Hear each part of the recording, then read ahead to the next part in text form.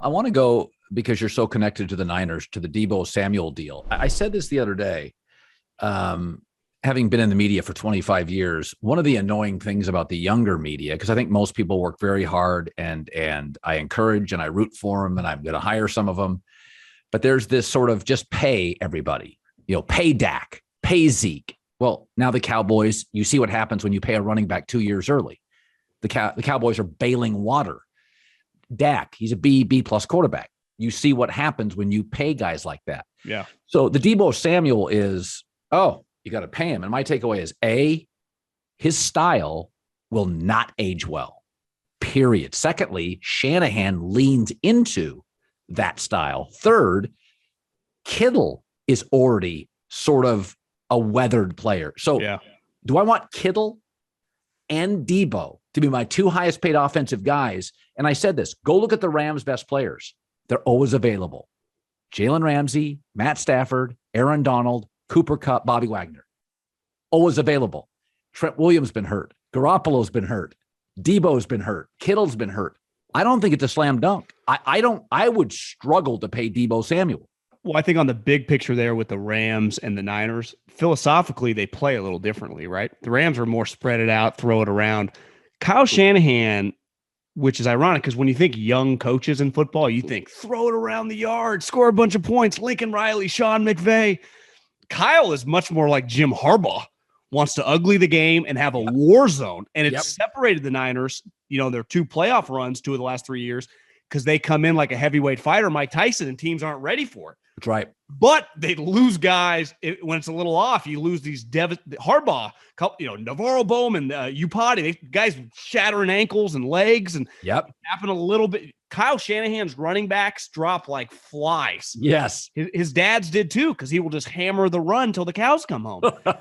But I think what complicates Deebo is the guys that got paid. If you're just sitting in Deebo's shoes, you go, I just carried the franchise to the playoffs. And he's not totally wrong. Like we all witnessed it. You don't need to be, whether you're young or old, we watched it happen.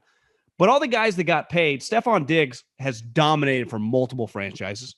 Tyreek Hill and Devontae Adams are going to be Hall of Famers on their resume. They've been doing it now for a half decade. Deebo had a 10-game stretch. In 2020, Colin, that was a weird year. COVID. They didn't have offseason. He didn't play. Showed up out of shape, too. Now, they like him. He's a good guy, but it's like that's on his resume. So it's like, well, Deebo, we love you. You're a team leader. You're team captain. But, I can't give you 70 guaranteed. Now, and he's offended when you offer him 50, but like based on your resume, you only have a 1 year of being a dominant player. And your best attribute, you're not catching 100 balls. You're running back, basically, right? And what do we say with running backs? Can't give him a second contract or a big contract. But this guy, his personality, people love him. He's such a great player. You can't get rid of him. They're in a weird spot. Now, Is he going to hold out? Is he going to do what these players do now, the hold in, right? TJ Watt did that last year where you show up to be a good guy, but you don't. Because if I was Deebo's agent, I wouldn't allow him to take another live rep for the Niners in practice or a game, right? There's just too much. The contracts now are too big. Even if we sign a quote-unquote team-friendly deal, we got to sign the deal before we do it, which is a problem because the Niners are breaking in this new quarterback. Yeah. They're just in a weird spot with this individual player who's a huge part of everything they do. It is interesting on the Trey Lance front. I don't like his delivery. I like him. I like his athleticism. He does have a power arm. It doesn't look good at all. I contend they would have moved off Garoppolo already if they absolutely knew he was the guy. So that leads me to the obvious question. You're tied in here.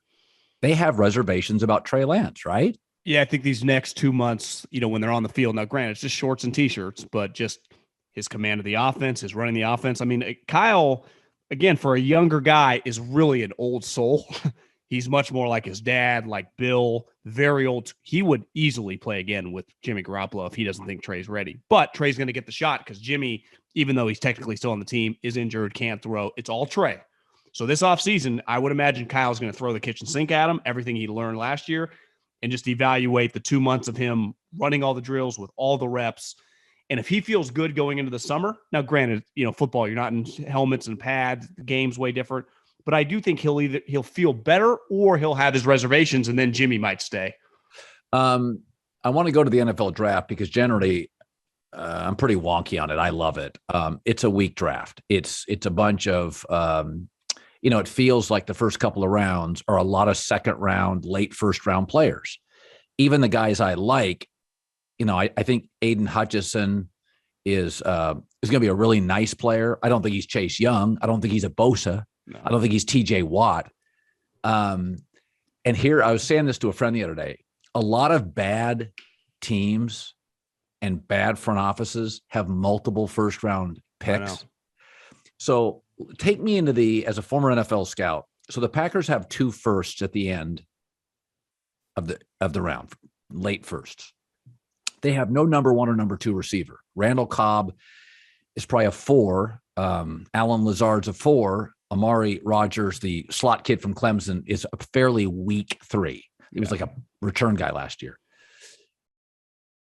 Metcalf solves a lot of issues. He's like Des Bryant. He scores a lot. You don't have to love his routes. He's a freak. There's nobody like him. He's a little like Javon Curse when he came in. There was nothing else like him on the market. Kind of like T.O. when he was young. It doesn't look like any other receiver. That's right. And DK, Minnesota Vikings weaknesses, their corners. I don't think it's a Bears strength or a Lions strength. So he could really eat up that conference more so perhaps than even the conference NFC West. Would you move picks to get DK Metcalf, knowing you'd have to pay him a fortune in a year? Yeah, I mean, I think the people I've talked about or talked to in the league, once those guys once like Tyreek got traded and Devontae got traded, would you do the same thing for DK Metcalf? And the question is, like, the one thing with Devontae, right? Elite character and elite production. Tyreek, for the most part has been, when he plays, like, there is no question about his competitiveness. Yeah. They've been the best team in the league for basically 4 years running. And he's been their second best player. So you've seen him at the biggest moments. I think there are question marks about DK. The diva, just once you pay him 20, it was thought to be 20 million a month ago. Now, that number probably even higher. He's got 29 touchdowns in 3 years. He's produced at a really high level. No, he's very Des Bryant. Jason Garrett told me this once. He said, you don't have to love his temperament or the fact that he doesn't run every route.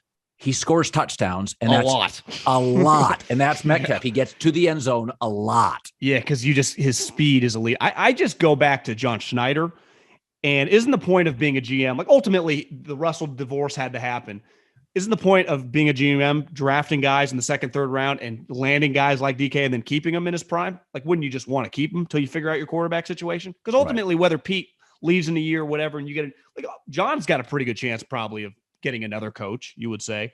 And he knows him really well. If he's willing to get off of him, wouldn't that be a pretty big red flag? Because for the most part, Seattle always extended their core suite players. Now, they broke up with them pretty poorly, as we've seen. Bobby Wagner, Sherman, ends weird, but they always got second contracts, and DK's earned it, right? Now, Drew Lock, if you want to give him a chance to succeed, what?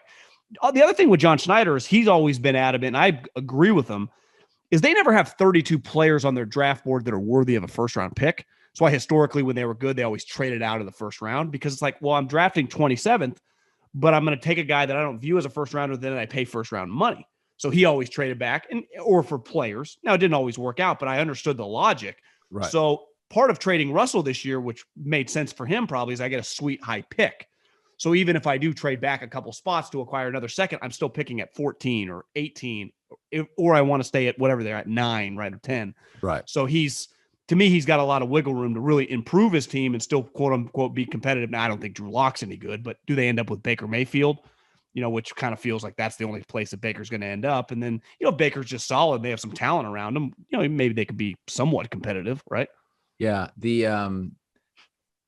I still, I said this the other day, that the California economy is sort of separated even from New York and Texas. Now, it's been the 5th biggest economy in the world, for a long time, but they had a $75 billion surplus during the pandemic because of Netflix, Zoom. Those were all California companies.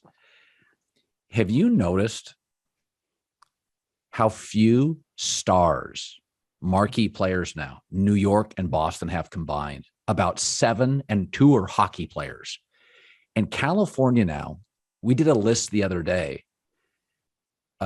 We stopped at 20 and didn't count Clayton Kershaw because we combined fame and production. He was like, in the OBJ class where he's obviously famous. He's past his prime. What do you make of the way the Rams are operating? I mean, Jesus, I heard they're in on Honey Badger on the internet this weekend. What do you make? I said this the other day, like in every industry, doesn't matter if it's podcasting or real estate, politics, landscaping, football, 5% of the people dominate. Yeah. The Rams literally have more stars on their roster than the entire Boston market, including the Patriots, the Celtics, the Bruins, the Red Sox. Similarly in New York, if you take, KD and Kyrie out, maybe Aaron Judge, Jacob deGrom, there's not much there. Is it the convergence of entertainment and sports which is driving this? Is it Stan Kroenke's wealth? Or is it just guys want to come out and live in LA? I think it's a combination of definitely the location, but they are choosing to do this, the football operation, right? Stan is not, to me, mandating they sign Bobby Wagner. They've had a philosophy, which most teams are the opposite of, right? The Packers, the Patriots, even the Niners, a little more prudent, a little more just take our time. Well, they got really aggressive, and then it worked. Well, once you do something, it starts working, right? I'm sure you were doing analogies in your takes 25 years ago, and it starts resonating like I got to keep doing this. Right. Where most teams hesitate to do that, so they never dive into the deep end of the pool. Or they do it like the Seattle's done it, but they've been burned, right? The Niners did it with D Ford a couple of years and got burned. So once you get burned, you're like, I don't want to go. Everything works for the Rams. Every dice they roll on the craps table is rolling their number. So why wouldn't you keep doing it? Dante Fowler worked. I thought the Von Miller trade was insane. A second and a third round pick. And I get they ate all the money, so they paid him like $100,000, but I thought he was washed. Then he basically had a sack week 18 in every playoff game, and he looked awesome. And then he parlayed that into $50 million. It's just, so they're thinking they can do no wrong. And eventually it's going to burn them. It's just human. It's just sports. But right now, I don't blame them at all. I'd keep doubling down on this philosophy because it's 100% working. And let's face it, their coach is elite. They have a quarterback. And as long as Aaron Donald's playing at like a B+ level, how are they going to not be good on defense? And same with having Jalen Ramsey. Yeah, I think it's also become a bit of a rehab center that you come in with a little bit of a bad rep, Dante Fowler, OBJ, or you're washed, Von Miller. The culture, they don't ask you to do a ton. They don't ask OBJ or Von Miller. Come in, make specific plays, big plays late in key moments. And those guys, as you know, Kobe Bryant scored 60 his last game. What Von Miller can't do is give you 59 snaps, but he can give you 15 in the fourth quarter. Well, I think the two best coaches in the league, we'll say the last decade, right? Andy and Belichick. If you went to play for the Patriots, you're like, it's going to suck. It's going to be really hard, but I'm going to win a title. And then once the Chiefs, and he did it when he was with the Eagles too. Like you go to Andy, he's much more inviting. It's not as angry, but you knew you could win too. So you would go to one of those two places to like rehab your career and it would work and you would win. The Patriots was more difficult just because you had to deal with Bill every day. Andy's just easier to deal with. Well, now Sean McVay is much more of the Andy descent, right? Of just nice guy, easy to deal with. As long as you got to be a pro and handle your business, but you're going to win. And then the location, you're going to be in Los Angeles. And then you're seeing all these guys parlay this into big money. It becomes a no-brainer. And they want you. That's part of it. The Rams are wanting all these players.